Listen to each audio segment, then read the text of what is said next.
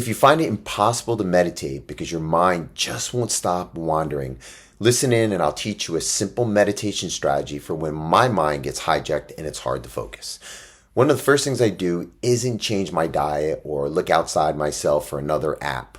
I go straight to regaining control of my attention. For me, my attention is my sword, not in a violent way, but his ability to cut through the static and friction of life. Normally, I'll go for extended periods of meditation, but when I have to get back on balance, I shrink my practice into 1 minute sets. So, what do? I set my phone timer for 1 minute with the gentlest sound at the lowest volume.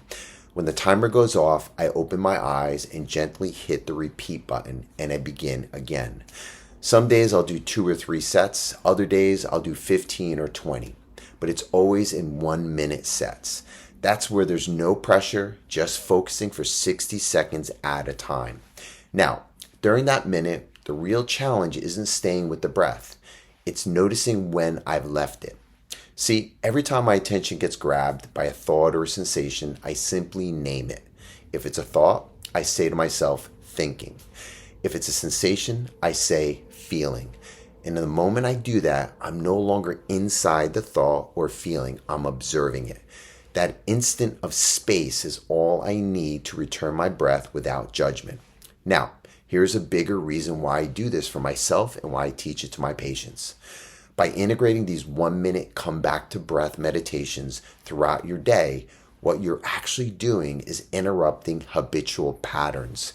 Because most patterns, whether they're emotional, physical, or mental, keep running, not because they're true, but because our attention gets distracted and we get stuck in the inertia of habit.